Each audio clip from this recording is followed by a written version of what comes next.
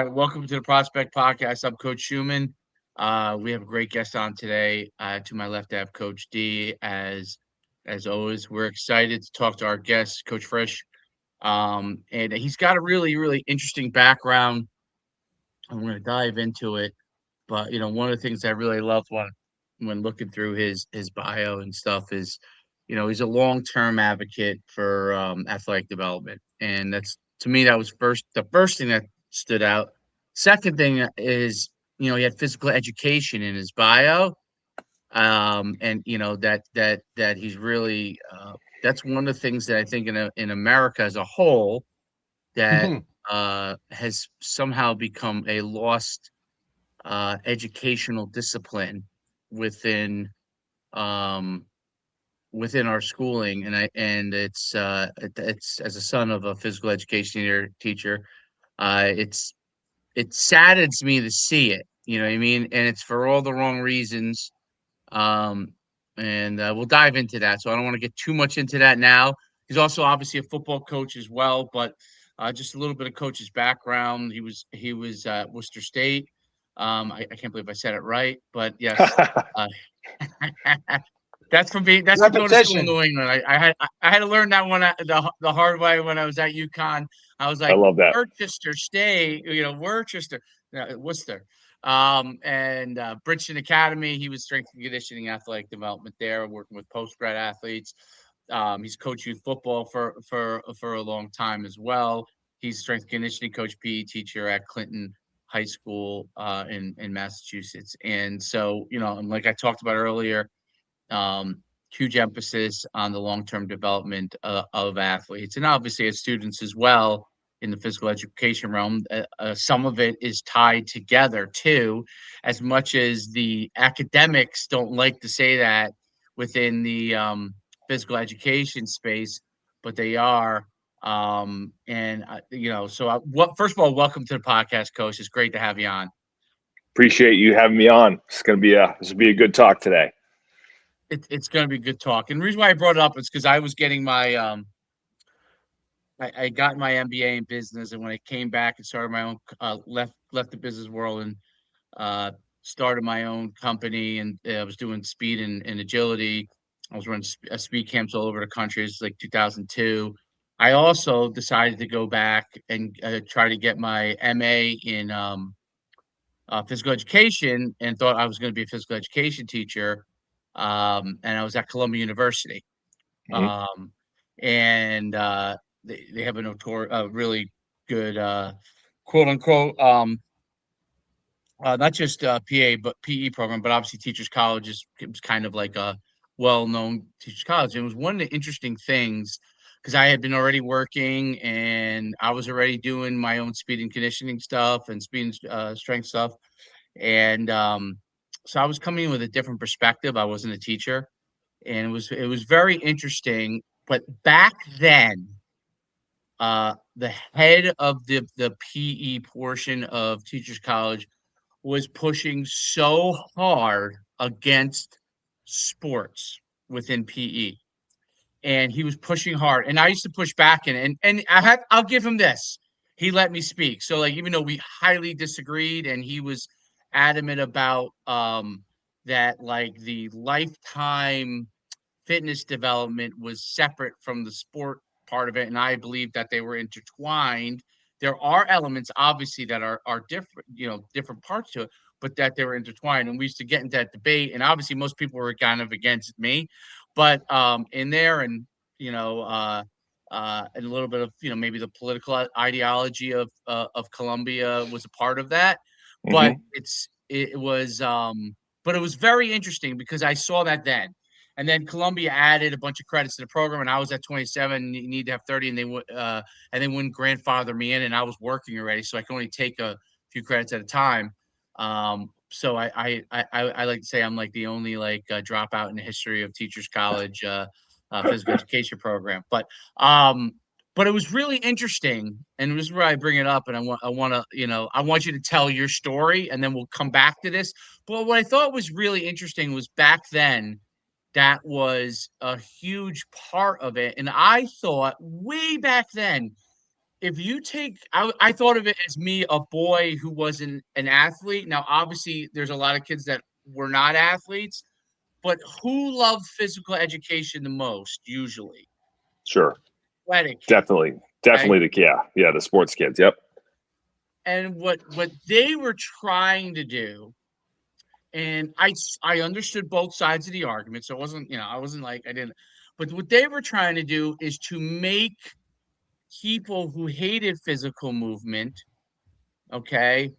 And I always thought with PE, this was more to address boys than to address girls. Like, and girls, like for the most part, they were probably, some of them don't like PE, some of them do, but they're kind of gonna find their niche. I always thought in that area, but in boys, it to me seemed like it was an attempt to de-emphasize the athletic kid who maybe dominated PE and to de-emphasize to try to emphasize a kid who never liked PE and to figure out a way to help them.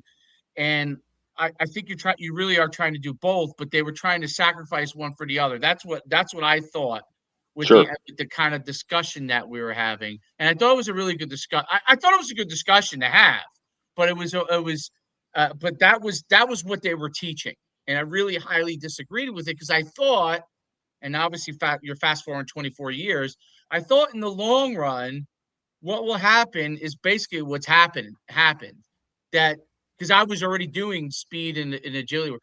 The athletes are going to find a place to do this eventually. Maybe they're not as developed as they should because PE gives us great foundation, in my Hmm. opinion. At least it was for me as a kid. We were doing push-ups and sit-ups and or sit and reaches when we were little kids. They Yep. don't do that stuff as much anymore. But all that happened was the kids who really didn't want to do phys ed just weren't doing that much anyway. So now nobody was doing really anything, Right. anymore, right? And so it became a joke for the athletes, became a joke for the kids that didn't like PE to begin with, and now you get the situation that you have, and it's really predicated based off of the teacher and the guy who's in charge of PE and how much he really wants to emphasize it. And the second they get pushed back from parents, it's usually some level of de-emphasizing of the importance of PE. So that was kind of my whole thought process. I thought that was going to happen. To me, that's what's happened. Like athletes and those parents of those kids, whether we like it or not, we're going to find places to go. And Sure. the ones who didn't just fell by the wayside and sat in front of the gaming chair. You know what I mean? Not that the athletes don't sit in front of the gaming chair too, but their parents were going to be more likely because they saw something in them to take them places to do things.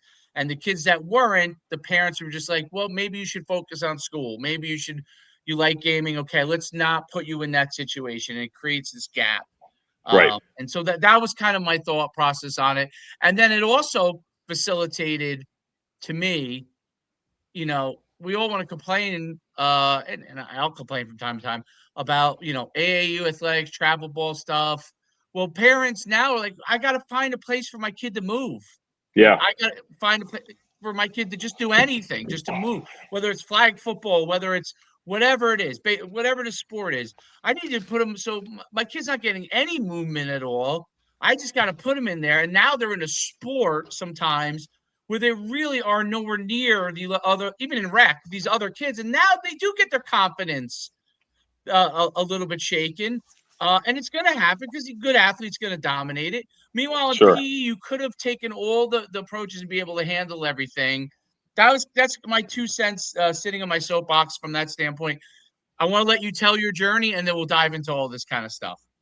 Yeah. Yeah. Sure. Well, um, so I was, grew up in a small town up here in Clinton, Massachusetts. The fifth of five boys, so I'm the youngest. So I kind of, got knocked around pretty much my whole life. Um, Clinton, we're a small school, but football is really like sort of. Let's put it this way: ever since I can remember, as far back as I can, I loved football more than anything else in the whole world, more than my family, more than more than my town, more than any TV show I could. I used to, and you guys are probably in the same boat. Like I carried my football around with me every day. You know, we Mhm. played football. We played football at recess. We played football at the bus stop. We played football after school. I used to get pissed off when my friends didn't want to play football. You know, it's one of those deals. And so I kind of grew up, and all my brothers played. So growing up, my parents dragged me to everything. I mean, I went to all sports, basketball, baseball, but you know, I particularly loved football, and I still think to this day that the most sort of skill development rich area for children in football was that space beyond the end zone when your older brothers were playing in the varsity game and you were over there playing pickup, touch or tackle football with your buddies during the game, and you didn't even watch your brother play. Nope. You were over there playing with your buddies, and that was like the most skill rich area to learn how to play football because you're mixed in with, like, you know, maybe let's say you're in third grade, you're probably playing with some second graders, you're probably playing with some fourth and fifth graders. There's probably some kids who can take your head off, but you're doing well at the same time. And like when I think back for me, like those days, those nights, or you know, being in that end zone, those were the best times for me as far as like skill development and just falling in love with the sport. And then you know, so growing up, I got to play you know, 3 sports in high school: football and basketball. I ran track, played a little baseball when I was younger, but it, you know, it kind of bored me a little bit. And then you know, so football and basketball were really my main sports that I really loved to play. And then I had an opportunity to go play in college. I didn't work at in the intro. I played at Princeton Academy. Went there. Okay. Yeah, and then so I got to play football up there, which was awesome. I just needed an extra year as far as like, academics and stuff. It's a great place. Played with a ton of kids that went there when I was at Sacred Heart. Maine, I played a ton of Maine, kids that went there. It's up in Maine. It was like the best thing that could ever. Yeah, it was the best thing that could have ever happened to me because my first day there, I pretty much got knocked around and was out of my element coming from a small town. And honestly, that's the defining moment for me as far as strength and conditioning, because I realized at that moment, like, I need to be bigger, I need to be faster, I need to be stronger. There's no way I'm going to last if I want to play college football at any level. You know, I didn't have any. I knew that I wasn't going to go play Division I. I just knew that I wanted to play somewhere. And so that was the defining moment for me, is like, you need to do more. You can't just get by on your, you know, general athleticism that you developed. You need to do more. And so really after the season that year up at Bridgeton, when you're in Maine and there's nothing to do and there's 12 feet of snow outside, I learned, like, I followed the biggest guy around the weight room and learned how to lift, learned how to squat, learned how to clean, learned how to do all these things, started reading. I mean, this is 1995, so there's like no internet. I don't have, like, you can't go online and read about Westside Barbell or any of that stuff.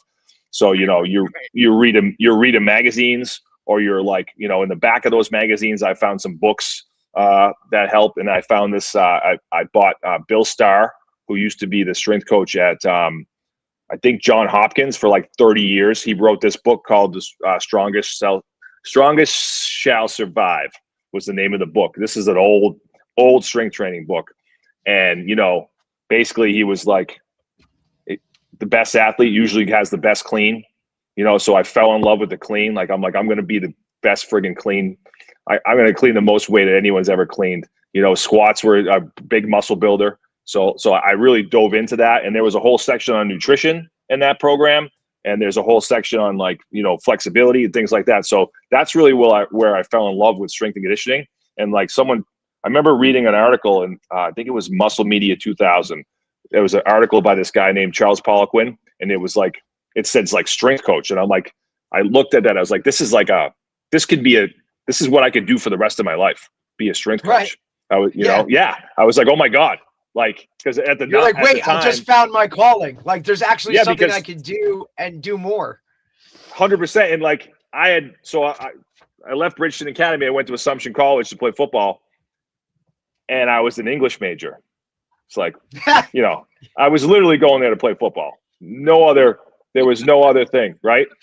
And so I was like, wait, I can be a strength coach So I had played there. I had played there 2 years, played running back, had two good freshman and sophomore years, but we weren't very good. And I was like, I'm not like going to be an English major or biology.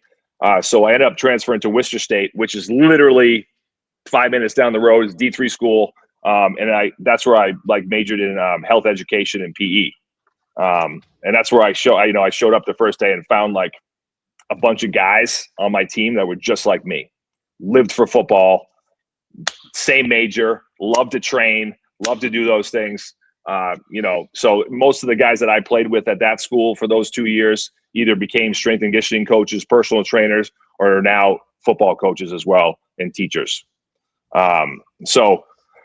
So that was like, again, a really transformative time for me, just being around those guys and playing ball. And also add in, that was the first time I was exposed to, I played running back at Assumption, but at heart, I'm a wide receiver. They put me kind of there because we didn't have enough, we didn't have like a true running back. So we kind of rotated in and out. So when I got to Worcester State, that was the first time I was ever exposed to like a spread them out, air raid, let's fire the ball every play. Because I played for a wing T team in high school, and I wanted to pull my hair out when I was, being a receiver. That wasn't fun for me. So anyways, finishing up my senior year there, I had to do an internship. So I ended up applying for an internship at Stanford University with their strength and conditioning program, and I got to work with football and all those things. Basically all the sports, but a lot of football, a lot of track and field.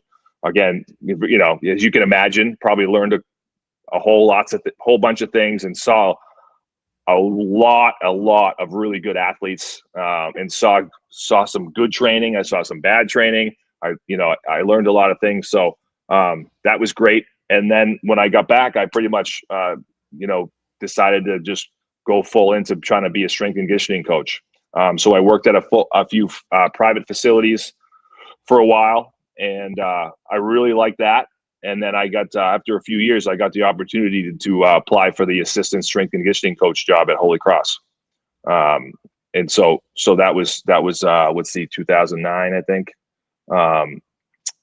So that was really great, because now I was like, I always kind of wanted to be a college strength and conditioning coach. I didn't know the path to get there was, a lot of guys intern, they go to different schools and work their way up. Right. Since I lived in the area, I was able to I knew Jeff Oliver, who's the head strength coach there. And, he called me one day, was like, hey, I need an assistant. I know I know what you do around here. You do a great job. Would love to have you. So I applied, and I became the assistant strength and conditioning coach there. I didn't get to work with football as much, but I got to work with men's basketball. I think I had like 16 other teams, which was great, because you learn how to, learn to work with different athletes in different sports, and, how they approach those things. One of the things I learned is like, you think as a strength and conditioning coach or even a football coach, like everyone loves what you do as much as you do, and they don't. Some kids are there to play lacrosse, but, they're not excited to go in the weight room and train 3 hours a week. You know what I mean? I mean, they're going to do it, right, but they're not as pumped as you are to warm up and do stretch. And, so it's like, I learned that there, like, not everyone's as hardcore as I am about what I do. And so, you learn how to deal with different kids and people and how to get them to see, or kind of get them to do the things you want them to do. And at the same time, get along with them and, stuff like that. So that was a really good time. But one of the things I noticed, and this at the same time, I just should preface this, my wife and I, we just started having kids. So we got 4 kids, 3 boys and a girl. But one of the things I noticed is a lot of incoming kids, they sort of lack this thing, like this sort of like development coordination, even though they made it to that, they were probably highly skilled at their sport, but like athletically, they kind of were missing things. You know what I mean? Mm-hmm. And so 2 things I noticed was, one, I don't have enough time during the week as a strength and conditioning coach, because with their sport and academic schedule, I don't have enough time to like dive into those things as much as I'd like to. And then 2, I realized like it doesn't matter. Those things should have been developed a long time ago. Correct. And so whether it's the reason why they play too much of one sport, they weren't exposed to strength and conditioning when they were younger, they could go all the way back to, who knows, elementary school, like we were just talking about, not getting enough PE, things like anything like that. They didn't play outside enough. Who knows what it is? But anyways, so that's when I really started to like dive into the youth athletic development stuff and really like just start eating it up. And at the same time, I was like, well, all this stuff I'm learning, my own kids are growing up. Everything I learn, I'm going to apply to my kids to make sure, at the lowest level, I want my kids to have a high level of movement literacy. I want them to be good movers. If they play football or whatever they do, whatever they decide to do, great. I don't care at the time. I just want them to be good movers because I know how important it is for a whole lifespan. You know what I mean? So, so during the summer, I think it was 2011, I started training kids in my hometown and doing, strength and conditioning and speed development and all that type of stuff. And before I knew it, I was really busy. And I decided to leave the strength and conditioning college level and open my own facility. And so I've been doing that pretty much ever since 2011, so almost 15, 16 years. Yeah. So, and then we had a couple of years, for 2 years, I sold the business and worked for a company called Teamwork Sports Performance, which is a great group of guys. They're out in Acton, Massachusetts. And so after a couple of years, we parted ways, no ill feelings. It just didn't work. And I still talk to those guys a lot and do work with them. But so there was 2 years I didn't own it, but then I just recently took it back. My facility is called Achieve Performance Training. And what's really cool about where I am is I'm directly across the street from the elementary school. So we have a kind of a program where the kids come over to me. I'll set up obstacle courses and stuff like that, and various classes will come over and run around. So that it's almost like they get an extra PE day, PE class, and it's quick. Cool. It's awesome. So you know what? And literally they're here 15, 20 minutes, right? That's it. That's all they need. That's all they need. That's all they need. That's what we talk about. The microdosing. Yeah. And that's it, bro. Especially with this society and the way the youth has been brought up with, social media and technology and short, bang, 15, 20 minutes, not like less talking, more action. And then guess what? Go back. And I guarantee you the rest of the day, I guarantee you those classroom teachers worship you for that. Thank you so much. Now I'm not dealing with Johnny touching Billy and everybody's fidgeting around. They just got to get that out of them and then they're good to go. The focus level gets so increased. Look, as a former educator, being in that classroom, when you're literally fighting the fight to get 40 minutes max of that prime time focus, attention. It's just not the way of the world. Everything is so fast paced. That's what they need. And it's that, like Coach said, that micro dosing. That's what creates the optimal learning environment. And for, especially at that age, right? Because recess is all that matters. And that energy of pent up and just not being able to, hey, you have to do this or stay here or don't move. It's brutal. It's true. And I'll tell you that, I'll set up an obstacle course and it goes in a circle. So basically, you run through it, you get back to the beginning, you jump in line and do it again. And they literally don't stop the entire time they're here. They just keep running around that circle over and over and over. And like we were just talking about, an obstacle course is awesome because athletic Johnny will rip through that thing. But some of the kids who aren't that great movers still get challenged by it. They still want to do it. It's because, I think with that particular activity, right, it's more individual where I just have to get over this, I'm going to climb over this thing or crawl under this thing. And so he's not worried about the kid next to him or behind him or competing against anyone. Everyone's just doing it, and that's really great, I think, for the younger ages. And then the more athletic kids, I'll be like, hey, you want me to time you? Go. Right. And that kid's they're going to rip. They're going to rip around it. And so, when those kids are here for those 15, 20 minutes, it makes their day. And if you, take all that time and add it up over a whole year, that's a lot of time. That's a lot of movement time that they ended up doing. So I'm really proud of that program. I love how they come over and the kids get so excited. And then, after school, the same thing. The days start basically with the high school kids getting out of school.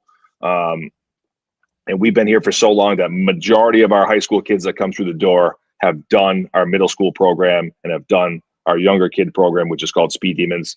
So those kids have just been here for a long time. And a lot of them literally don't even talk to me. They'll come in and grab their program and get going. They don't need me to hold their hand, which is great. And then, so after the high school kids are in here, we got middle school kids who come through the door, and that's a little bit, obviously, we're going to start teaching those kids how to do some particular lifts, training's pretty, fairly organized. And then you go down, and later on in the night, we have our Speed Demons class, which is, can be anywhere from K to 2, 3 to 5.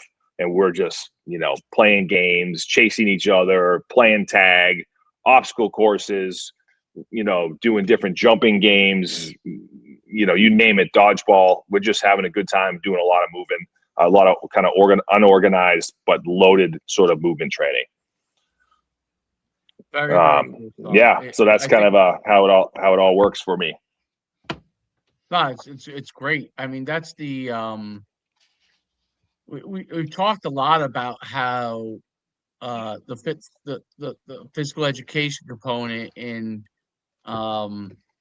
that there has to be, like, now, because of some things, the things have changed, the supplementation to it.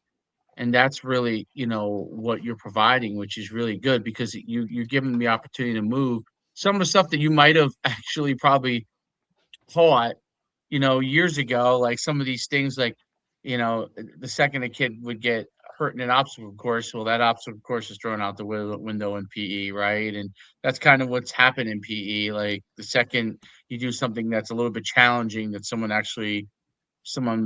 yes, when they're moving around, anything can happen. Someone could trip and fall. There's an injury that happens. Comes down from the top. Hey, we're not doing those games or that exercise anymore. And then you start to get a limited scope of what you can do within PE. And the whole key is what you said, being great movers, like helping them become great, enjoying moving.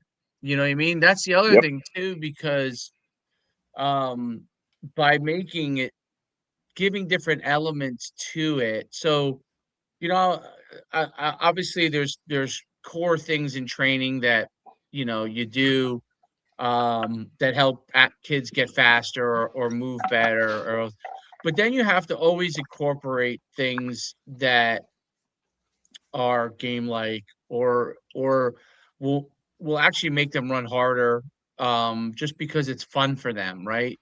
It's no different than we might have been playing tag, or I mean, when I was in elementary school, we used to play Kill the Man at lunchtime. You know what I mean? Like, we literally would play it at lunchtime. It's not going to be allowed now at all, but like, dudes would be like, have the rest of the day have half their shirt ripped, you know what I mean, in school, like, and people really didn't say much about it, you know what I mean? And that taught you how to be a really good mover. Like, I think back to when I was young, like, these things actually helped me a ton. Like, my whole thing would be, the ball would sit there by itself, and after someone would get tackled, and no one would want to go grab it and get out of there, because you would get laid out, right? And my whole thing was to go in and grab it and get out of there, and be able to get out of there. And that was like my personal challenge. Well, let me tell you something. You do that over a course of like 8 years, every other day, you're going to be pretty good at moving and changing direction. You know what I mean? No doubt. And you also develop the courage, literally the courage, because your 6 friends are hanging right around you. They're in a circle, and who's going to go in there? And that was my favorite thing to do, was to go in there and be like, you can't get me. So it was those kind of things which we did naturally back in the day. Being able to supplement that, and the microdosing part of it is so great. Like, I've tried so hard, and parents are starting to see it, and it's guys like you. I definitely attribute some of this stuff with the Feed the Cats with Tony Holler, with his emphasis on microdosing, speed training. You know what I mean? Yeah, and he's had a lot of pushback on that, but I think I think this, like, when you listen to things, the core tenements are make it interesting for them, make it the best Mm-hmm. part of their day. Don't have them there all day. Okay. Um, get a lot of work done, make them compete for it, right? And then show them what those times are, and show them, ones who want to get the time. That's the other thing too. Like I'm like, even at track practice, I'm like, hey, if you don't want to be timed, that's cool. It's really just for you. Like none Sure. of us care when we're timing you guys individually. It's for you to know, for you to track yourself. Like now on a team, I would record it like a high school team. With my middle school kids, we yell out their time so they know it. So Right. each week they go and they'll like we write it down for us, and they'll ask me, "Hey, what did I run last week on my flying 10?" And I'm Right. like, "This is what you ran. That's what you're trying to beat today." But I think those things are so important because PE's changed, and it's bringing kids back to and trying to help the parents understand. Like my sprint track practice with the middle school, I mean, at 35, 40 minutes, we're into our cool down. Like Yeah. Sure. sometimes at 30, Yeah. So Yeah, it's for sure. they got their speed work in, they took the breaks they needed, and they went fast. And you know what? And the kid, and they do great. They're like, they're a lot of those kids are the feeder for the high school. That's fantastic. And because they go to Catholic school and for track, and really they like it now. Like with a lot of kids still, some of the coaches have their group run a lap. Like I told the coach, like my 5th through 8th sprinters aren't doing that stuff. Right. Like Right. if you they now know if some reason they by culture they've got their mind to go and they start jogging a lap, and they're like, wait a minute, we're over here. I'll see them like from the far side. They're like, wait a minute, all the sprinters are not running the lap. Like, no, we're over here. Most school sprinters are over here. So it's really good, and it created I think it creates a nice camaraderie among the kids. Like Sure. they're not dreading it. They're not like, oh, they're not running. I hate to use the word, but they're not running around going, this sucks. You know what I'm saying? None of them. Yeah. None of them say this sucks. They know that if they are tired at the end of a workout, it was purposeful. Mm-hmm. It wasn't tiring them out. That wasn't the goal, right? So I would love for you to talk about, first of all, because I like the drills you do are so cool, like really, really cool stuff. And I'm sure Derek obviously looked at it. That's how he found you. But it's so cool. I'd love for you to talk about like what goes into your process when you're putting these different drills and stuff together for them. Sure. I just want a quick story for you that I think you guys will like. This is in regards to conditioning, like you kind of like what you were just alluding to, like, this sucks. I don't, when you do conditioning with kids, they absolutely, hate it.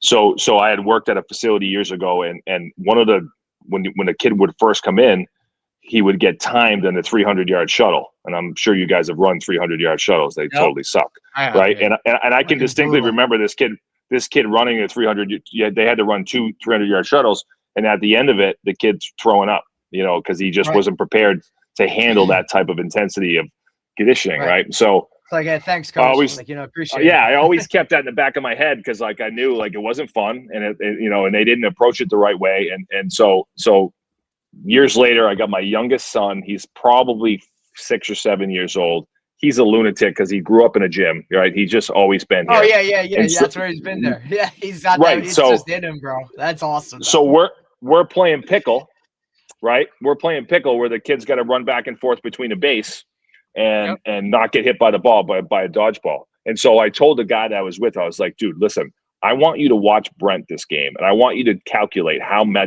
many times he runs up and back between the bases. So it's probably 20. It's probably 25 yards between. So he's like I said, he's like 6 or 7. So throughout the game, we're going back and forth, and the game lasts like 5-10 minutes or whatever. But it was like something absurd. Like he had ran like 600 or 700 yards in that time span, and like I'm talking full speed, and then diving into the mat and rolling, and then getting up and running down the other end, and like he had no clue how far he ran. He had no clue that he was actually conditioning his body, right? No clue. He's just so into the game and not getting hit. and he ended up running, this absurd amount of distance that would kill probably a high school kid if you made him just do that, right? And so it hit me like figuring out ways. So deterred just because you told him, like, just because you used the C word and said conditioning, that's an automatic, like, eyes to the ground, head down, shoulder slump, like absolute misery of like, 100%. Here we go. Yep. What does this have to do with blah, blah, blah? Like. Exactly. So it's like, hit me is like, we're going to, when it comes to those instances, we're going to figure out ways to get kids to do the things we want to do, but in a way that they enjoy. Right. And so, again, even just from a straight, like sprinting. Yeah. Like kids who love sprinting, they'll go harder if you time them. They'll go even harder if you race them. So it's like always coming up. All right. If I throw this tennis ball, they're going to go as hard as they can to go grab that thing on one bounce. Or if I say, all right, you guys, we're going to, at the end of this sprint, I want you to jump as far as you can over the river. Jump the river, so all these things is just getting them to their intent to really push, to kind of like really push the envelope a little bit without even realizing it. And, it's almost like you don't want to, you're almost like tricking them into doing something that you 100%. want them to do, but they don't realize it. But you just have to give them a taste of it, and then they're all in. And it's something 100%. I bring up almost every episode, right? It's that middle school, like 5th, 6th, 7th, 8th, right? Then into high school. Like for all of us, it's the most important. Like to every kid, all they want to do is fit in. They want to sit at the cool table. They want to be a part of it. They don't ever want to be looked down on something. So if you're now going to take it and you're, rank, record, publish, which is one of the things that I've personally taken, like probably the biggest thing I've taken from Tony Holler's stuff, right? You're just putting kids' names on a list and you're not doing it to embarrass them or, look, when we went to school, they used to post test grades outside the classroom and here's what it was, right? And you'd have to go and you got to look, right? So you're not doing it to deter someone, but nobody wants that to be at the bottom of that list, dude. Just like a depth chart, right? Like nobody wants to be the 3. So when you now post that stuff or you just say any of that, totally different. I think that's good for. I think that's good for high school and maybe end of middle school. I think with young kids it's even better for them to know what they have to beat for their own time. Because I want them. So to me, one of the things I learned with younger kids is I want them to be willing to beat themselves, but if they place and I want them to be competitive if they're playing a game, right? But it's still them competing against themselves to do the best they can do. What I worry about sometimes, the only thing I worry about sometimes with rank, record, and publish with younger kids, meaning like they go, well, that kid runs much faster than me. Well, that kid's at a different stage than you are, and that's why he runs. Or he might be just maybe genetically faster, right? There are multiple reasons why. But you have to compete against yourself. If your time was 1.8 last time, you're trying to beat 1.8. It's that simple, right? And I want you to beat that. And then as they get older, I think you do want them to compete against to know what the other guys are doing, because if everybody raises their bar, it certainly helps. At a young age, I don't know if they process all that as well. This is just my personal anecdotal experience that they don't process it well. I think it's good to take like speed and athleticism kids and maybe compete them time-wise. Be like, hey, you ran 1.8, Johnny ran 1.81, Michael ran 1.79. Let's see who within your group can do the best today, right? Sure. But obviously, if you take them and compete with a kid that's 1.60, that's a losing. That's never happening, right? It's just not happening. So I think those are really good things, and I think your point, and Derek's talked about this a lot too, is when they race each other, right? That's a big deal. Like when we used to do our agility drills in our combines, not the agility testing part, but like when we go to like our agility portion, Derek used to do the pro agility drill and have them race each other as part of the thing. And I mean, it's the most simple thing there absolutely is. And he could probably tell you better than me because I just look over and I'm like, these guys are going all out. And the funny Yeah, part is, obviously, they have one-on-ones later on and all those kind of things. But they know that, and they're still burning out on this thing because they don't want to lose against another person, right? And sure. I think those things, like we talked about, where your son ran, 600 meters basically in sprints because of the fact that he loved competing, right? Are huge parts in their development that I think the quote unquote physical education people who were trying to make physical education no longer the reputation of the guy in the class, who's the toughest guy, the bully wedging the weak kid, right? Yeah. When they got to jump the rope, I'm not jump the rope, climb the rope, that's what The old pegboard. Well, yeah, Yeah, because movies took, like Revenge of the Nerds, okay, took these kind of extreme situations right, and it made them seem like Examples. they were commonplace. You right. know, kids Yep. still deal with bullies today. That's no different than that's never changed over time. There are Hmm. bullies and you probably experience it with your own everywhere you go all the time. You have to teach your kids how to deal with bullies, and then you have to and you hope that now at least the school system will handle it when there are situations that are brought to them, and that's not always the case because I think they're chicken shit in a lot of the stuff. But so that's why you have to teach your kid how to handle themselves. And by the way, this goes for but my kid goes to Catholic school and it goes to Catholic school and public school. And I see that I've seen a lot of administrators be really chicken shit when there's really a bullying situation and not No doubt. handle it the way that they try to dance around it and punish in less extreme ways because they don't want to offend somebody. You know what I mean? Right. And that goes for private schools and public schools, you know what I mean? So like they all do it. Like and that's something that I don't know how we solve that, um but that's what I've seen. But I think it's really really cool. I'd love for you to talk about we talked about a little bit on the pre-show, not emphasizing as much like technique on things when you're sprinting and letting them just run.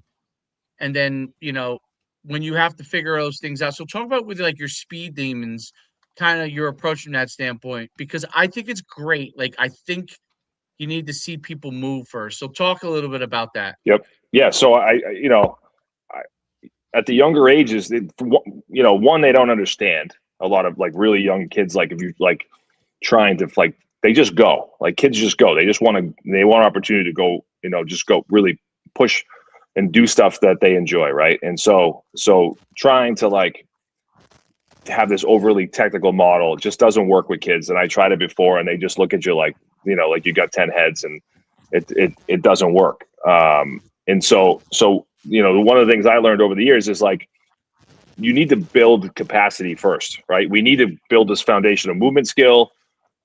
We need a foundation of just like developing our musculoskeletal system to be able to handle sprinting, right? So like for example, like if you can't hop, you're never going to run fast, right? So we spend a lot of time as kids hopping, with my kids, we do tons of hopping and jumping. And so we're building this physical capacity first before we worry about trying to get faster or fixing some technical model, right? We want our kids to be first, we want them to build and become really good all-around movers and athletes. Then we can fix that stuff later on, right? It's like it's almost like, let me give you a different example, which is like a football example. You're trying to teach a kid how to, like this happens a lot in youth football. You're trying to teach a kid how to tackle, right? Who's never, like his parents signed him up and that kid's never done any like real rough and tumble play. Right. He's never wrestled with his buddy. He's never been thrown to the ground. And you wonder why, right? You wonder why that kid won't come up and make contact, even in a simple, like just shoulder to hip drill, right? Like you wonder why he won't go and do that stuff. Well, he doesn't have the foundation to be able to do that. So you got to walk yourself back 5 steps, right? And so when my kids come in, when I first start teaching tackling and at the youth level, the first thing we do is like crawling, rolling, somersaults, forward rolls. We learn how to like hit the ground and land. Then we get up and we have to get those kids used to being in each other's personal space. So we start learning how to hand fight and pummel and, you know, we just wrestle. Like we just literally teaching kids how to wrestle because they don't do it anymore. Stuff that we did as kids all the time. There's no more rough play. There's no more rough play, right? There's no more rough play. And I don't want to interrupt you, but I've heard, how do kids learn how to tackle? I heard this the other day, right? Or I mean, I've said this multiple times because it got brought to my attention, and I don't want to cut you off once you keep going. But it was like, hey, when's the last time you saw a kid wearing a cast? Right. Yep. Everyone had one when we were kids. They don't. Right. Like you go into a second, third grade, fourth grade classroom. It looked like it was like a doctor's office in there, dude. Like, you know, like who had this, who had that, whatever it was. Because the rough play aspect of it, and I'll equate it to this too. Well, and they don't climb trees. They don't do anything like that. Nope, not at all. And you know, even like, you know, as a high school coach, you get a freshman who's a big boy. He's a monster, right? And you're like, this is great. He's going to be, you know what I mean? Like tough, physical, like let's put him right on the, like, here we go. And the most times they're the biggest teddy bears because their entire life they've been told when they're playing with their friends, go easy, take it easy, don't hurt those other guys, right? So it's actually the total opposite of what most people expect from a big guy of like, he's not going to be aggressive, bro. Like he's going to be the other way where you're going to have to almost teach it and say, hey, you're allowed to be mean. You're allowed to be violent, right? Because you use that word violent and some of these kids look at you like, what is this guy talking about? Like he wants me to like hurt people. They're just not conditioned like that or raised like that anymore. You know, it's really difficult. Yep. I agree 100%. And that's why we spend so much time at the youth levels. I mean, I'll tell you what, I mean, I've coached all the way up and through high school. I mean, every group I've ever had, you know, we spend time hand fighting and pummeling and just freaking wrestling. And, you know, we do drills where we just like one guy's like, you win if you take the guy down. You know, we just get kids used to being in each other's personal space. So then that gives us a good foundation where I can like, all right, well, I can start teaching tackling. Like, oh, you know, like I try to tell the kids, like defensively, like just you need to be used to being on the ground because if you're on the ground after every play, like you're doing a good job. You're taking guys down. You know what I mean? Yes.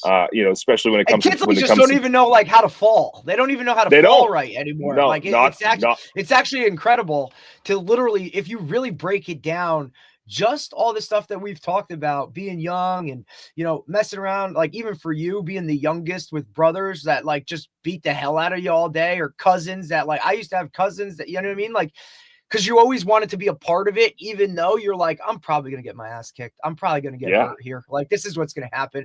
But your parents also were like, go play. Like, I want you to come back in with a scrape or some type of like, we're not saying let's go to the ER here, but we want you to have that level of understanding of physicality within the world today. And I think it's why, you know, especially with the way, you know, football for a while there after Concussion, the movie came out, football was really teetering on like, what are we going to do with this? Because we can't have all this stuff going on. It's too violent. It's too aggressive. You know, it's creating this for this. And you really had to kind of, so the rules, they've changed the game, right? You can't even coach it the same as when I played or first got into it. You know, it's like, you look at ESPN, there's no more hits highlights of guys getting demolished anymore. Like that doesn't happen, right? Because the game has changed. It's been skewed a certain way, and it trickles all the way down with most sports. It's why really,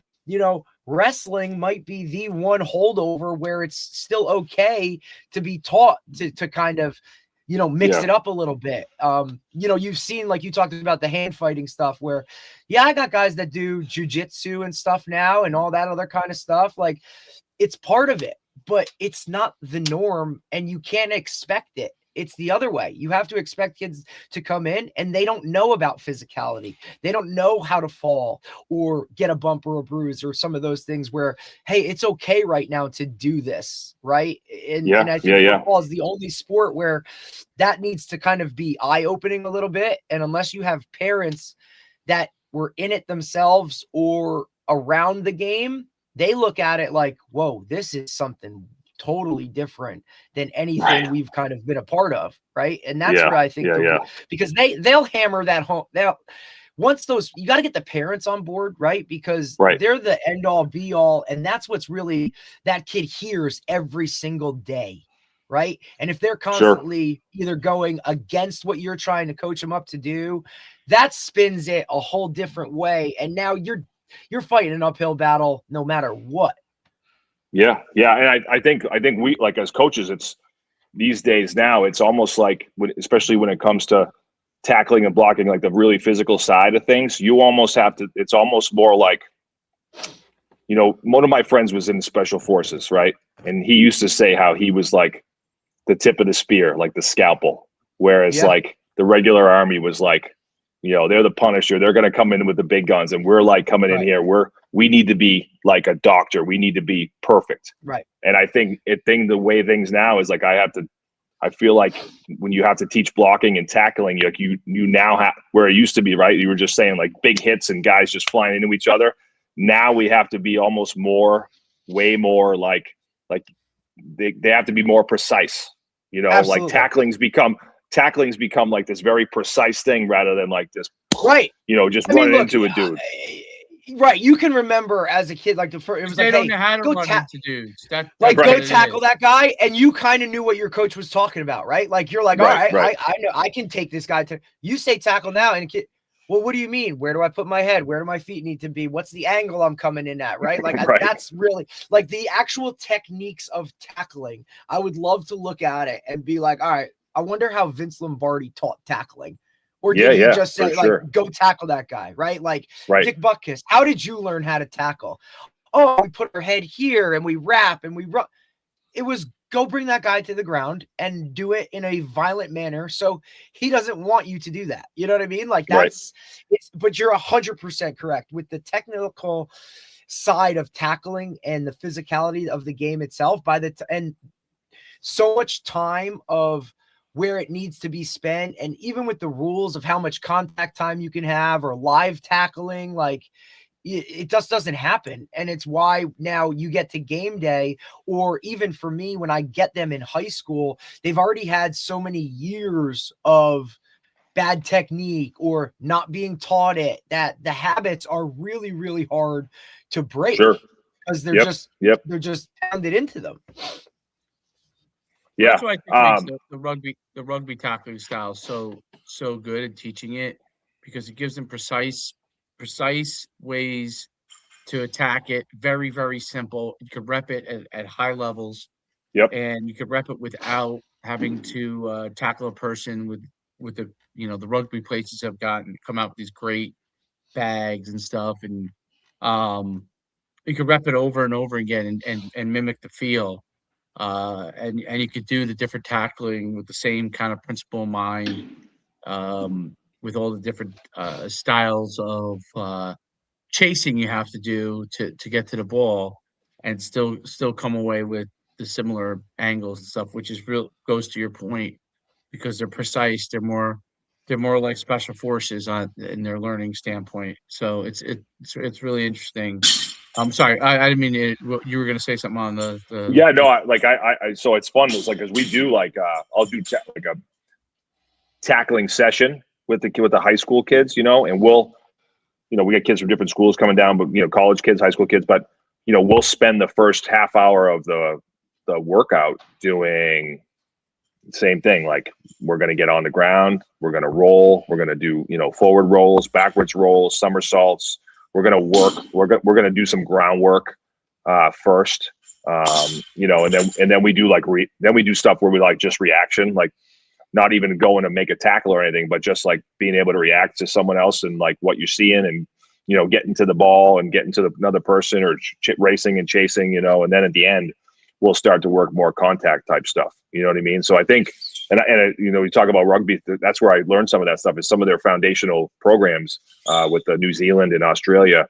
You know, with the first things they're teaching is like just being able to handle the ground. You know, with the younger kids before they get into actual tackling. And then it's the same thing. Like getting back to what we were talking about in any type of like physical skill you're trying to teach, whether it's sprinting or changing direction. You know, you're just trying to come up with ways.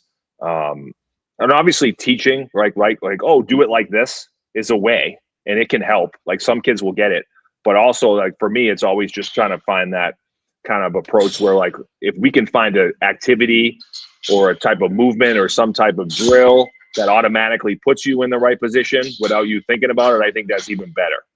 Right. No doubt. So, you know, even like, this is so silly, but like, you know, I put a tennis ball down and the kid, I'd be like, all right, I want you to run down, pick that ball up and sprint back. And like 9 times out of 10, when that kid grabs the ball and runs back, he's got nice angles, you know, Correct. as far as like change of direction. You know what I mean?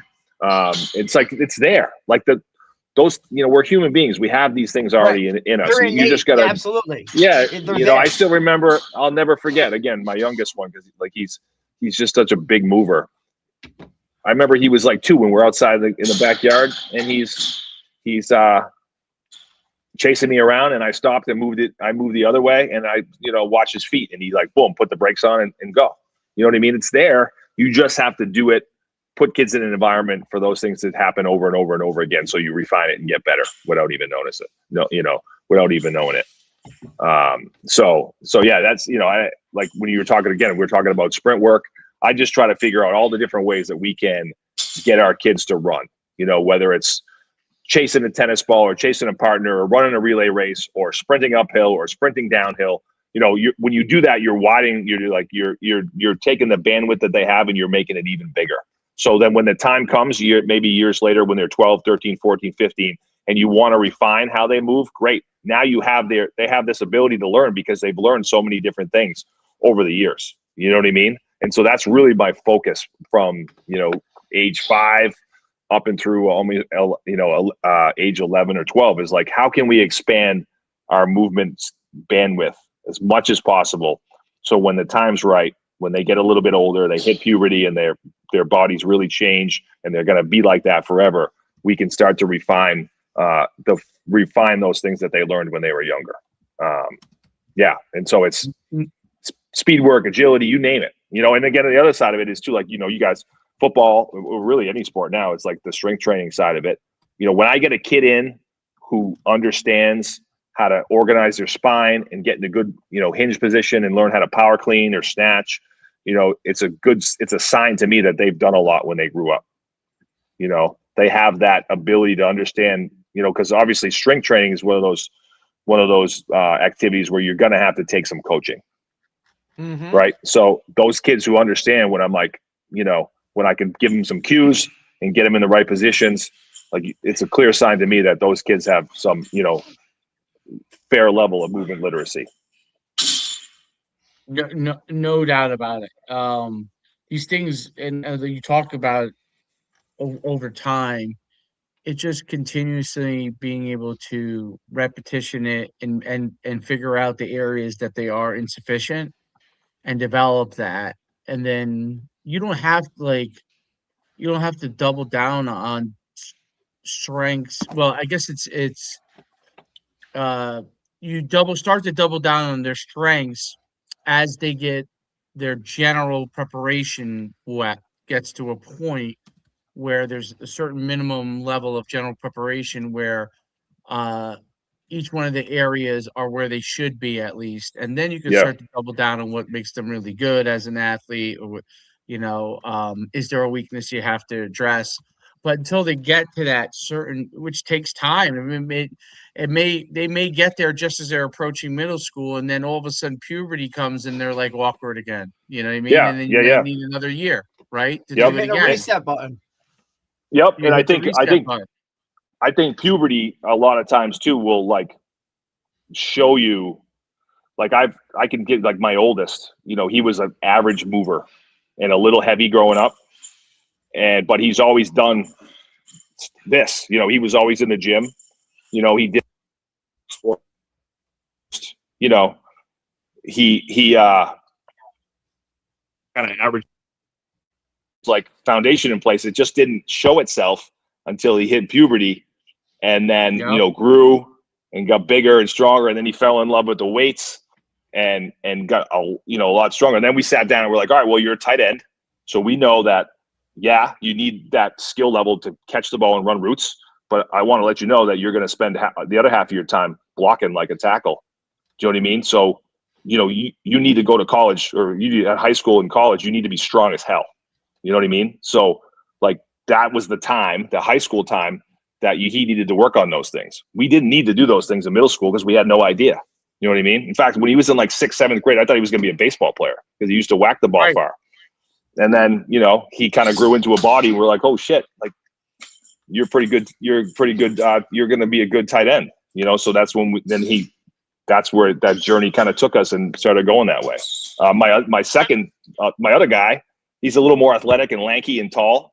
Yeah, he needs strength, but he's got like really good athleticism. He's a good mover. He's a good jumper. We do different stuff for him.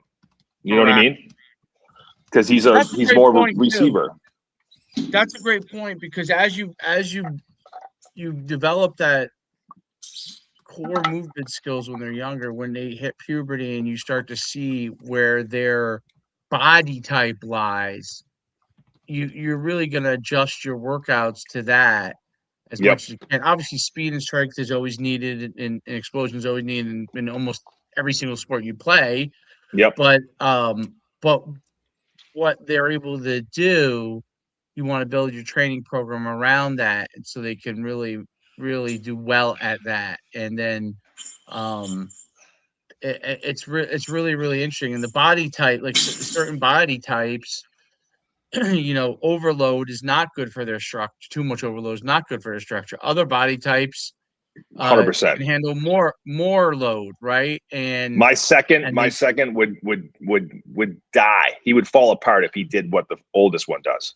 You know what I mean? Like he would fall, his body would fall apart because he's like long and lanky, and the other one's like short and stocky and thick, and he's got thick wrists and a cat. You know what I mean? So it's like they have two completely different. There's similar stuff, but their programs are really different from intensity to volume across the board. Their programs are different.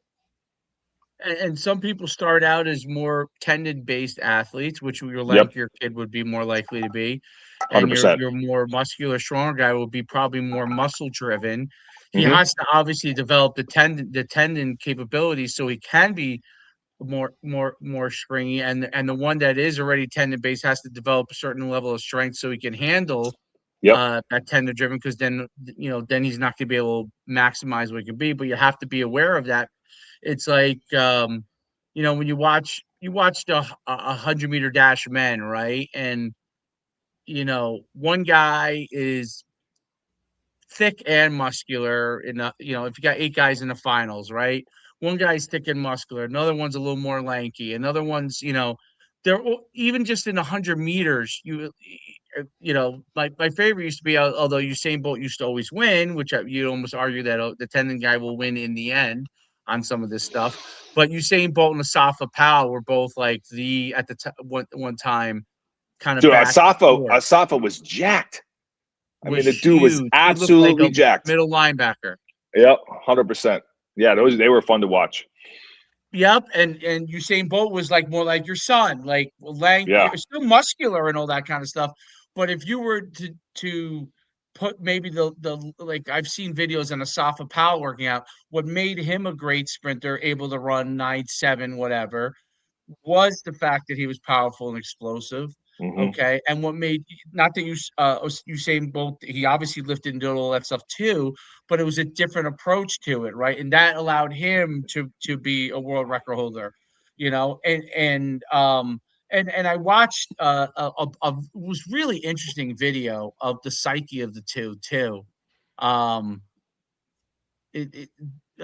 Powell struggled it's amazing because he was the number 2 in the world for forever, but he struggled in the biggest meets, and there was something to do with the way he was coached through things that for some reason he wouldn't take the chance and just let himself go. So it wasn't always, whereas Usain Bolt would let it go. You know what I mean? Right. So you could argue that like they're both their capabilities, even though they were two different body types, were really in the same realm, and that one guy was a better competitor and could get himself to. But you would say if you put their times together, yes, Usain Bolt. That's what made Usain Bolt the greatest of all time, and that's what made Asaf Powell a guy that probably will be forgotten in history, even though he was great, right? So, Sure.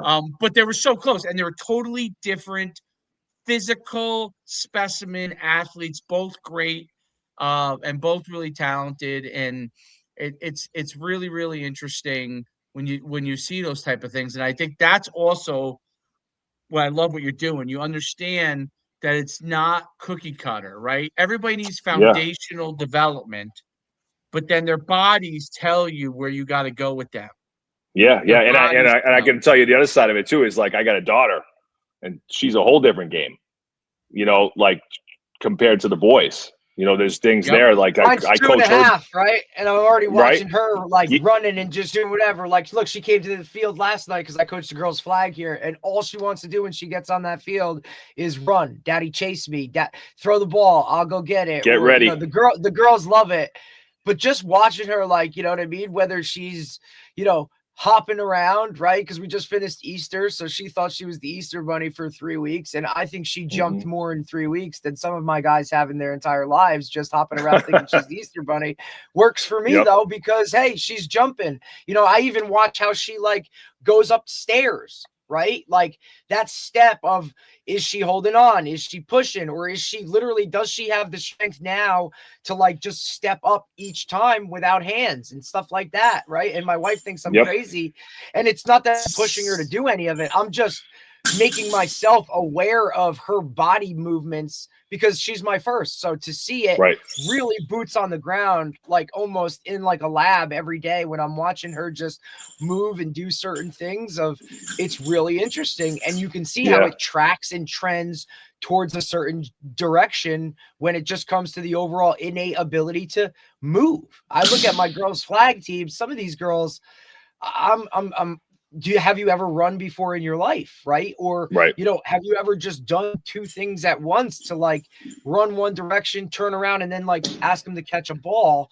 And you don't know if it's because it's never formally been like told to them, do it like this, or this might help you, because they just kind of do what they do. So it's really interesting to kind of come around and look at all those things from an outsider perspective, now getting more boots on the ground with it. I'm curious to kind of see it, right? Because, a lot of times when I get them in high school level, like my athletes, like they've either, some of them have done some formal training. Everybody thinks that they know how to lift or do some of those things, but I mean, we really teach it everything, whether it's, just the overall techniques of benching, but we also teach like, hey, what should you be thinking about here? Or how you got to be as uber focused on the techniques you're using to do a clean, just like if we're out here on the field and you're trying to execute a play or a block or something like that. And I don't think a lot of coaches really look at it like that. They just assume, hey, I put the workout up, they know what they're doing. And I think you really have to teach it and get into the weeds with it if you really want to take it to that next level. Yeah, and I can tell you, I'm way more conservative with her as far as like. So here's the thing too: like a lot of girls, a lot of boys, like they want to show how strong they are, and like kind of rah-rah, and girls don't. They kind of want to go under the radar. So sometimes I'm a little quieter with her and some of her friends. You know what I mean? And like. They don't want to stick out. They don't want to. Sometimes they could have the ability to be really, really, really friggin' strong, but being strong makes them stick out with their 100%. Peers, right? There's a negative context that goes along with being a physically strong female, right? It's you're more masculine. Why are you're as strong as a boy? You don't want that, right? As a girl. Right. And it's definitely something that's opened my eyes in coaching the girls. It's different. It's changing. Like you're obviously with strength and conditioning getting a little bit, a little bit because a lot more girls are getting involved in that type of stuff. So, I mean, I definitely have girls down here who could care less what you think about them. Right. But at the same time, there's some that they kind of want to be like low level, just under the radar. They don't want any attention. You know what I mean? So fine, we're a little bit quieter. We train them a little bit more conservatively. I'm glad they're here. I'm glad they're doing what they should be doing, and we'll get things done that way. So it's the psychology of boys versus girls is pretty interesting as well. So girls love the bonding aspect of it. Yeah, no doubt about it. A group of girls that are friends or like each other, they'll train together and they'll be empathetic. In my experience, they'll be empathetic with each other.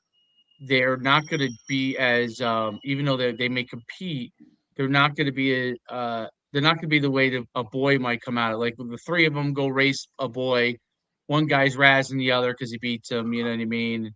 Whereas a girl is not going to stand and pound her chest after she beats somebody. If she perceives that other person is weaker or slower, they're usually really empathetic because they want to be friends with them. Yeah. You know what I mean? You're doing great. You're doing great. You're doing great. Yep. They'll apologize. They'll apologize for beating them. Right. Whereas the same three boys, I run the boys. Always yapping. I run the boys. They go run. They're talking shit to each other after, right? Like the whole time, or cursing at each. Like please, stop cursing at each other. You know what I mean? For God's sakes. Like, where do you even get these words from already? And all the girls are like, you okay? How you feeling? How you feel? Like, totally different approach. It's a camaraderie part of it. It's a we're going there together. And it's really interesting. What I love is as far as like a track standpoint, one of my favorite things is watching girls and boys run the relays. Yep. And how they handle intense competition. Mm-hmm. So boys are almost exactly like male coaches. They are hollering at their buddy to get moving. Like, will you get going? You know what I mean? Where girls are super encouraging. You got this. Like, that's one of their favorite words. You got this. You got this, Jane. You know what I mean? Yep. And they're accomplishing the same thing. Their goal is the same, but how they go about it is different. And I think it's so interesting. And, for me, it's honestly like coaching. I hadn't coached track. I did it a couple of years ago when my son was younger, but I hadn't coached since the early 2006 was the last time I coached track.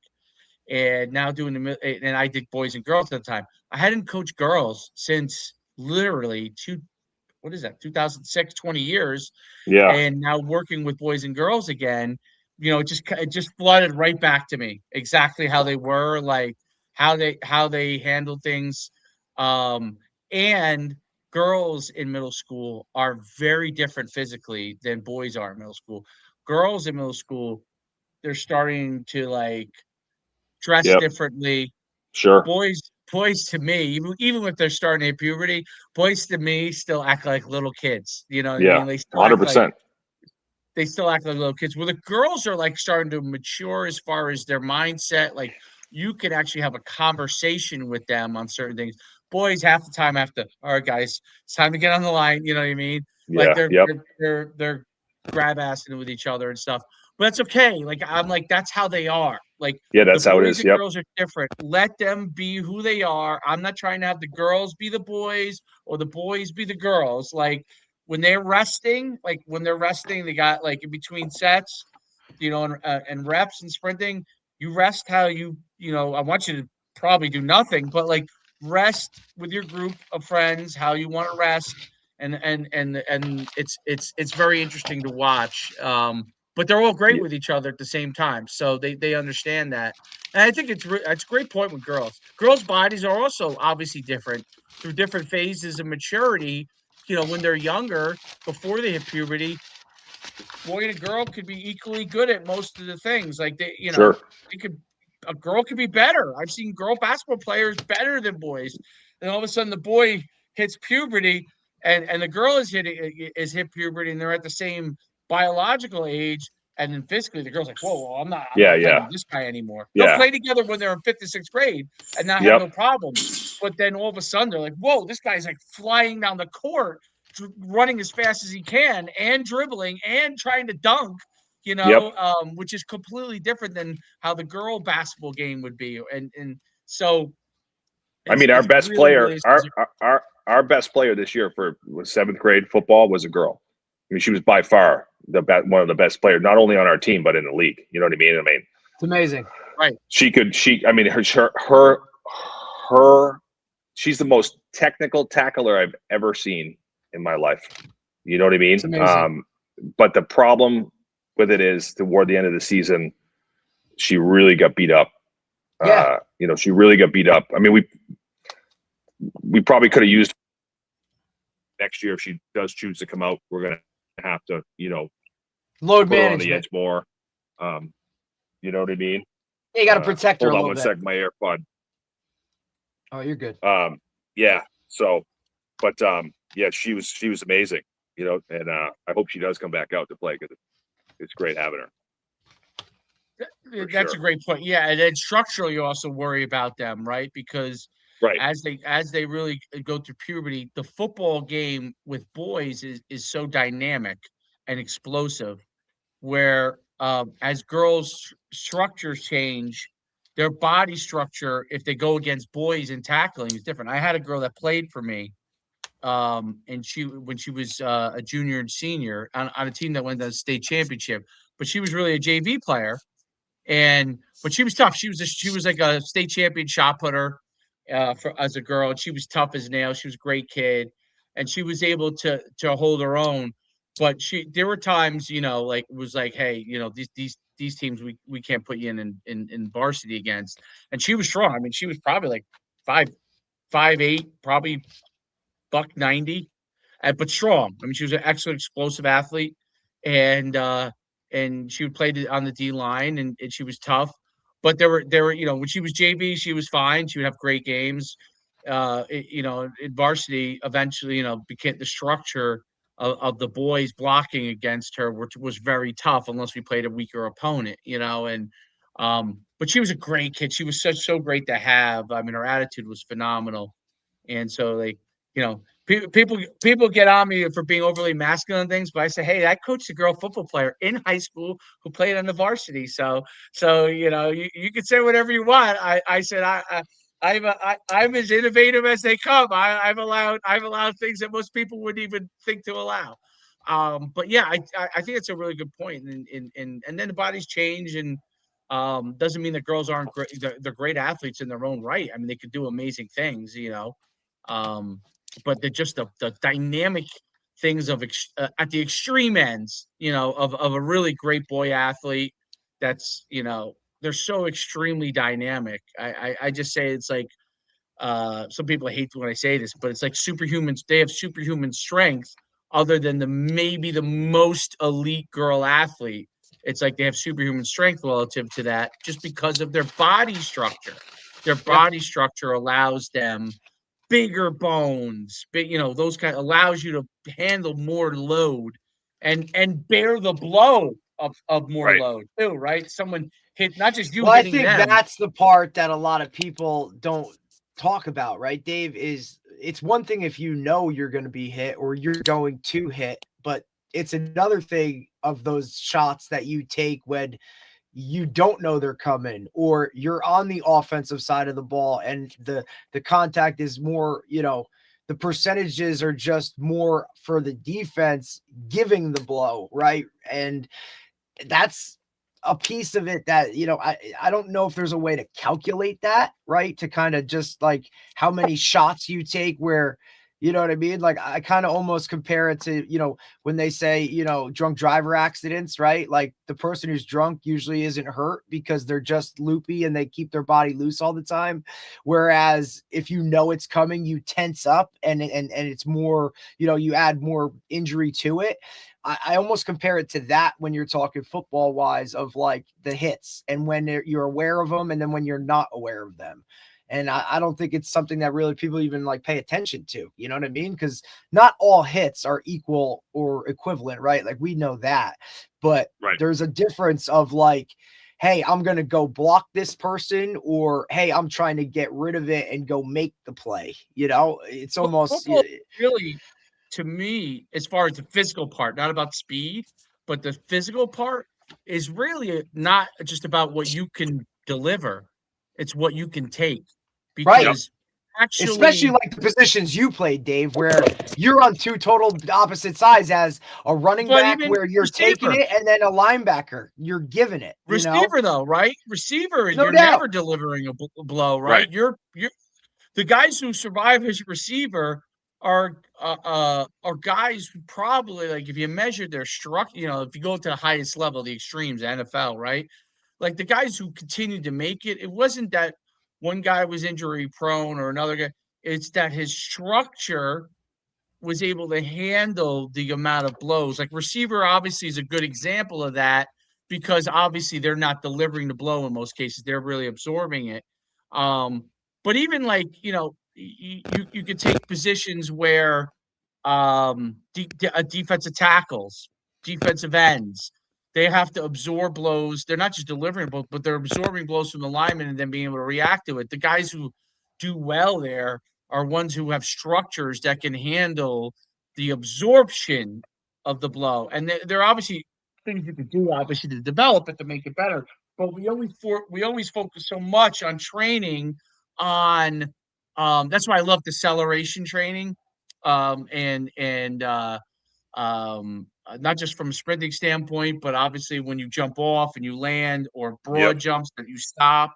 Okay, there's a place for continuous, obviously for speed, but then there's also a place for stopping, right? Because the absorption of the developing the structure to absorb blows at the fundamental level is so important for the athlete. And people focus on the part that is, you know, your acceleration, the concentric movements, the be able to move fast, right?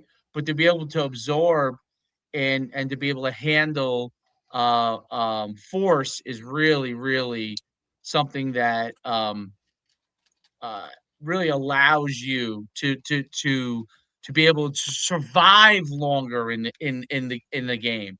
And it's probably in most sports that's probably the case too, I would guess. Like even if you go as far as like in baseball, right? When you're swinging a bat, well, the force is the ball coming into you, right? You're delivering force, but you're also your ability to fight through the force that's coming through to you, to absorb it, and then to be react and be able to follow through. So it's not just sports like football, which is obviously glaring as that is the case, but even other sports, those things are really important because we always emphasize what is our bat speed. Okay, great. We want to know bat speed because we know that the acceleration of the ball and the force they generate, but also how much force is someone able to generate when they get force against them.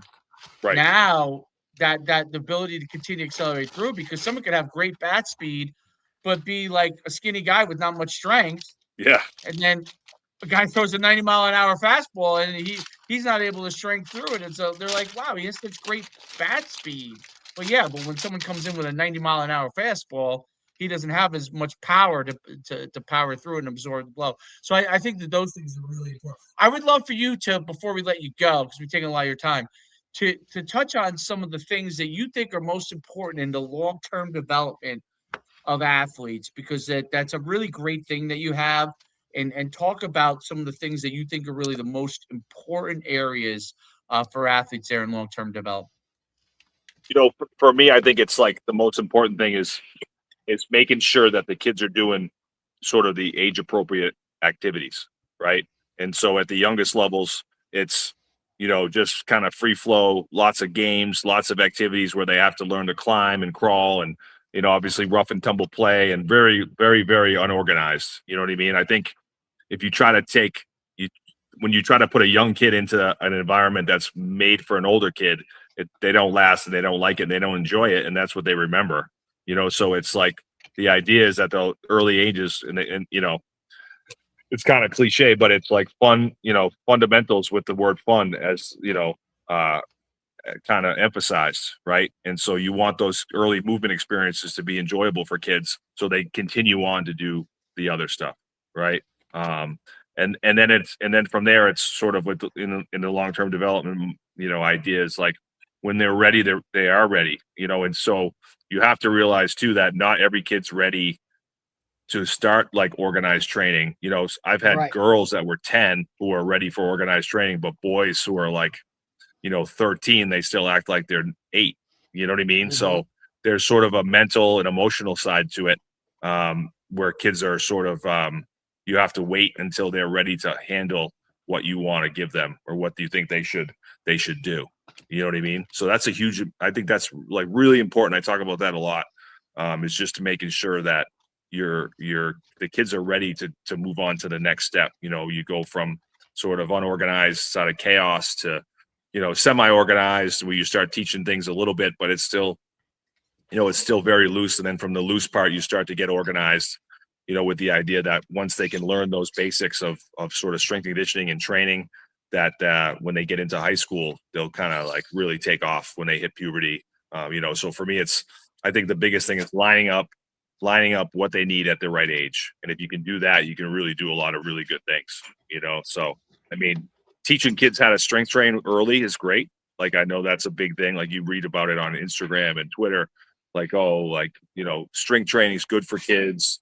It's there's no, the research says that it won't hurt their growth plates and blah, blah, blah. And all that stuff's true. But when a kid's ready to lift is when they're ready to lift. You know what I mean? They have to be emotionally mature, emotionally and mentally mature enough to be able to do those things. And so that's really important.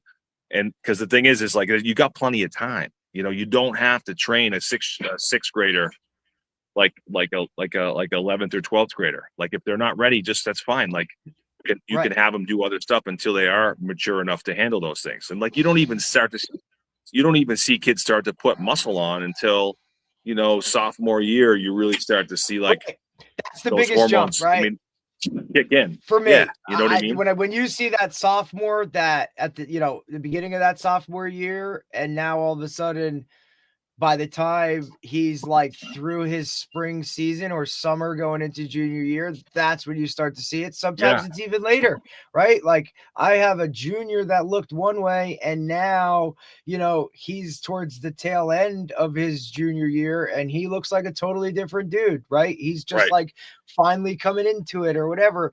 It's so hard. We talk about it all the time, Coach, about that middle school puberty era of it's really hard to gauge if the kid really is a high level talent, because some of those guys have just hit puberty sooner. We all talk about telling that story of, hey, this guy was really good in middle school, but everybody knows him. And now he's in high school and nobody knows where he is, or he disappeared and he's, and male, female. And I get that females develop faster and they're more, you know what I mean? That maturation process happens even sooner. more to them. Right. And it's like, hey, like, you were really good because you were just older, right? You just hit puberty first. And it's really hard to gauge that going into high school and then tracking it. And the kids, but it is a wild, wild world. Coach, really appreciate your time, man. It's been awesome. Coach Shu, I don't know if you have anything else to finish up with, but I've appreciated it. It's awesome. No, it's good. That was a good point. The age, biological age versus their actual age dictates a lot to what you do with them. And that's hard. That's hard when you do. I mean, you can see the changes when they start to go through things, but it's hard because it's more than just the physical changes. There's mental changes that happen as well. And, but I think the big point is that if you develop the physical preparation when they're younger, whether that's through actual lifting and movement, or just body weight movement, whatever.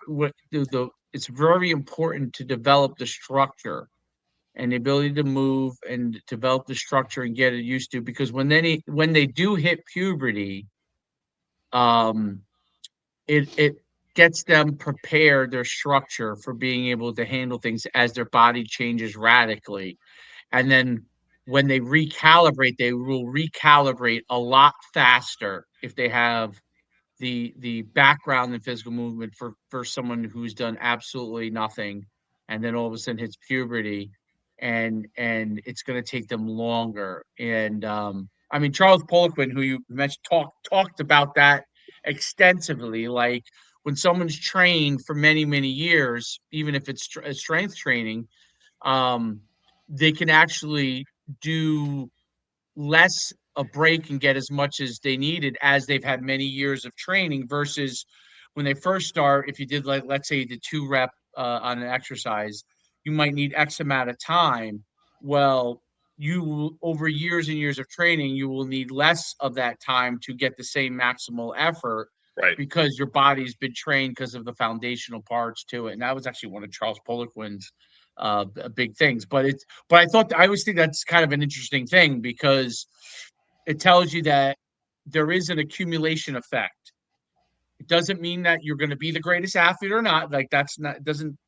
But as far as their ability to handle things as they do get older, if you do it the right way with the right principles in mind, you're giving them the foundation. So as their body changes, they don't go through as many issues, um, because the body changes and things do happen, and they can recalibrate a lot faster. So that's kind of my thought process on it. But I'll leave you with final thoughts, and we'll let you go. No, that was good. I appreciate you guys having me on. I think, you know, obviously we're talking about football, but it's, those things can all connect with all different sports. I think the biggest thing in sports right now is, kids specializing and the idea that, you just do one thing and you get really good at it and it'll get you to the highest level is false. I think you need, like, everything we talked about today is, build the foundation first, and then you can refine those things later on. And so that's the hill I'm going to die on for sure. I won't, no one's going to change my mind there. That's right. And continue to work on their mind, because ultimately when two athletes compete at the same level and they confront that, how they handle things in their mind really allows them to be able to compete. And that's the thing that I think all parents are forgetting. Like, you got to keep working on the mind. Yep. I had to learn it with my own kid because of the way he is super competitive, and I have to like talk him through things when he loses his shit, quote unquote. But because he's very like intense person. Yeah. But I always think about all other athletes. There are kids who won't say anything that's going through the same thing. My kid just happens to be an extrovert. There are kids that are very introverted. You don't even talk to them about it. You think they're okay, and they're actually not. You have to continue to talk to kids and learn how to read them. An extroverted kid who loses his mind is actually, to me, I know what the hell he's thinking. You know what I'm saying? Like, I know what he's thinking, and I can address it. It's harder with kids who don't tell you things. It's much harder because they might be, you think they're all right and they may not be. They may be all right. You got to ask questions of kids, because you got to always ask them what's going on. Are you struggling with something? Because I think ultimately in sports that helps them to realize, okay, you are competing. Everybody's competing. Everybody feels a certain way. Now, how do you handle that, right? And how do you handle that so you can go through it? And at the end of the day, you're I think I was a Division I athlete. I was a scholarship athlete. I think we're so caught up in my kid is got to go to this level or that level. And I hate saying this to parents, you know what I mean? Because parents always all the time, like, tell me their kid is great. And I always like, what events did you do? Like, a lot of them, like, if they did track, I said, what events did you do? Tell me your times. And if I don't say anything after you tell me your times, that should tell you a lot. Yeah. If I tell you that's a phenomenal time, that also tells you a level that you're at, right? Like, these are things that are important because I want them to focus less on what the destination is and focus on what you got to do along the ride and the journey, and you'll end up at the destination that will suit you best. Yep. Okay. It doesn't mean that, like, if you're in a bad situation, you can't change it. I understand all that stuff, but focus on the journey and what you're doing, not on the external factors. This guy's not as good as coach as I would like him to be. And this guy's, mean to me, or this guy is the greatest. Focus on what you have to do to be the best. Take everything as a learning experience, and then you'll get to where you need to be. That's my thought process. It usually works out that way. The ones who don't approach it that way, they end up disappointed. I see so many people that are disappointed with their athletic. This happened to me. Dude, this is a competitive world. Like, Yeah, there's a lot of great athletes out there. sure. There's a lot of great athletes out there. So you got to enjoy the journey and try to soak in each moment, good and bad, and be able to enjoy that journey. So anyway, I think what you're doing is phenomenal, and I'll let you go. Thanks so much for coming on. What's your Twitter? So everybody has it. Oh, what the heck is it? I think it's just Jeremy. It's just Jeremy Frisch. It might be _ Jeremy Frisch. I think you could type your name into if you type in Jeremy Frisch, and it'll come up. If you did like hashtag LTAD too, I always write that so that you'll find plenty of stuff on there. Yeah, I can't remember at the top of my head, but they'll be able to find it. Perfect. Thanks so much, Coach. Have a great day. All right, guys. We'll see you later. Have a great day. Okay. Thanks, Coach. Appreciate it, man. Talk soon. Yep. Talk soon. All right. Good stuff. Yeah, he's got the youth stuff there. The good perspective on it. You know what I mean? Really good perspective. Really, really good perspective. And it's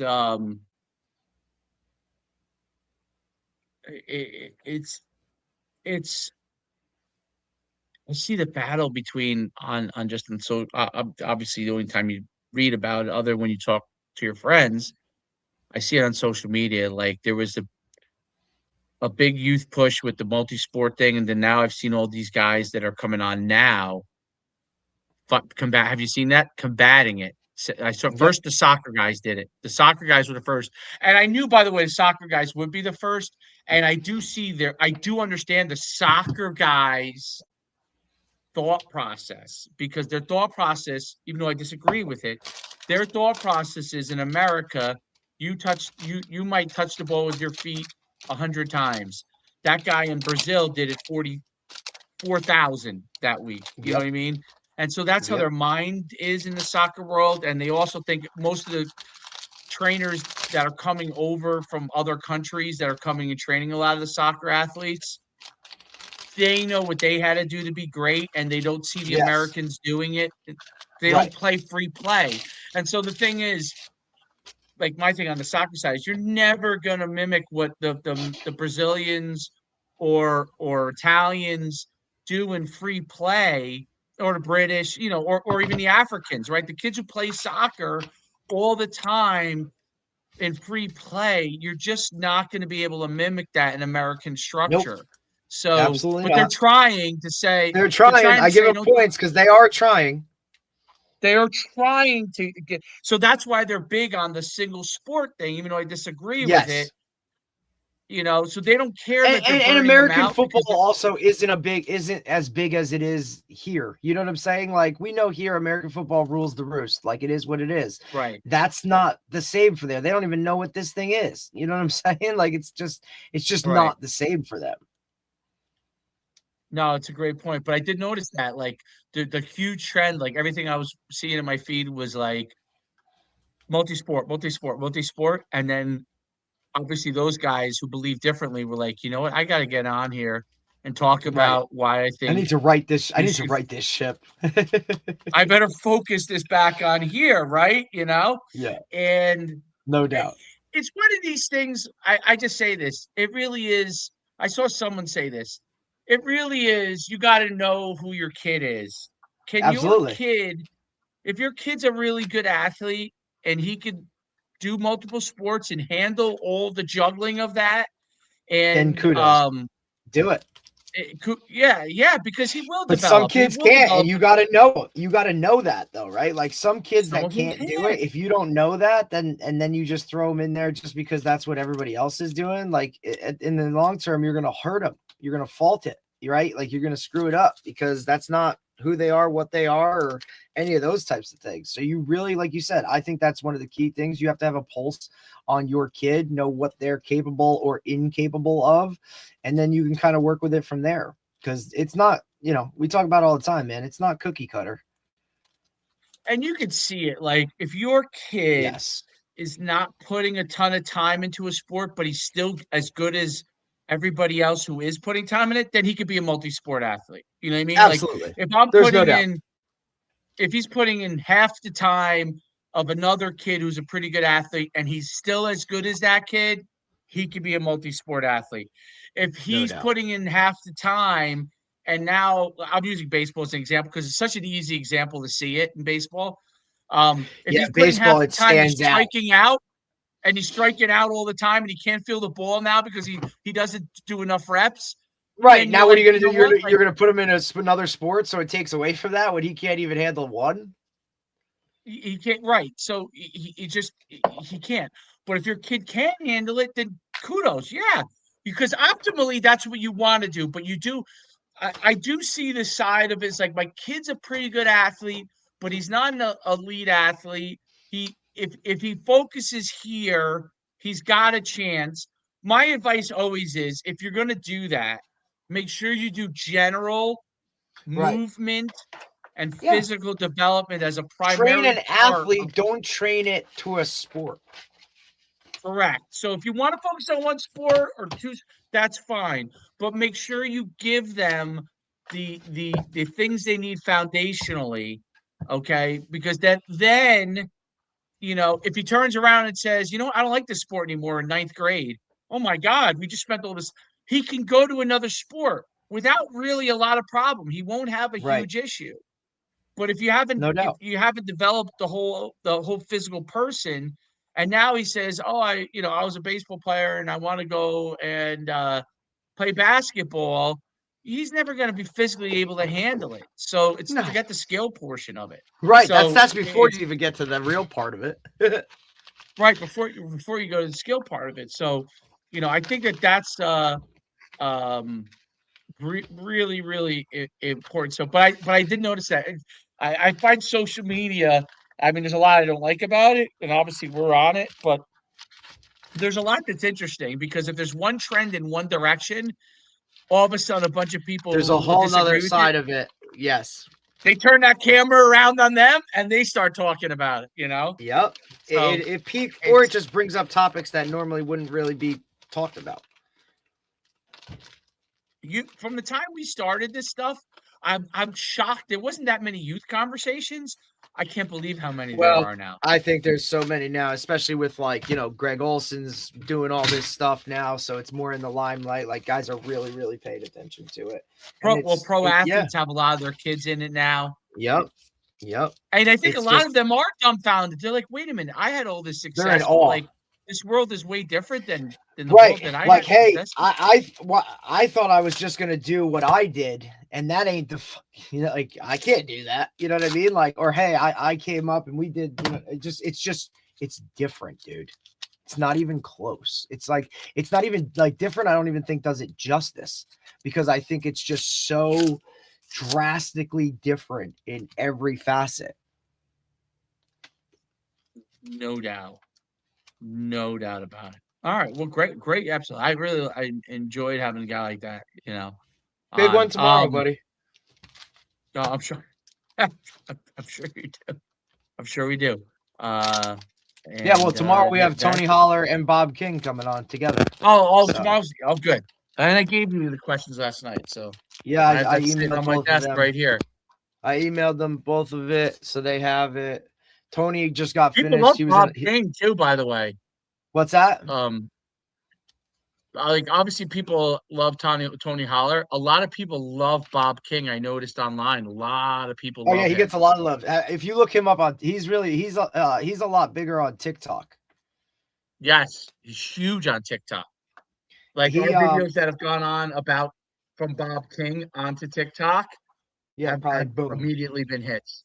Yeah, there's no doubt. Yeah, he's just and Tony just got back he did a couple days up in at a high school in Alaska with some Feed the Cat stuff. So Yeah. Yeah, he posted some wild pictures and stuff of, like it was pretty cool to see that.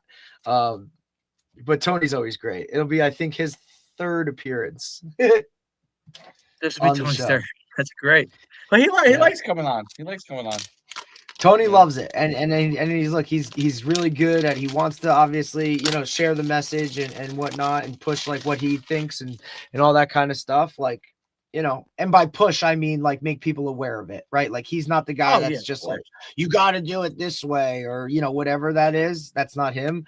But at the same time, like he's going to stand there and he's going to tell you why my principles are better than yours, or why I think it's, and give you the evidence because he's done it for so long. Like he'll be the first one that tells you like, hey, I've been doing this stuff for years and I just got popular. Like people just now know me. So it'll be really cool to hear those guys kind of go back and forth with that. And because they're two high level, well-respected guys within that field, man. So I'm excited for tomorrow. It should be a really, really good one. Cool. All right. We'll see you guys tomorrow. Great pod. Another great pod.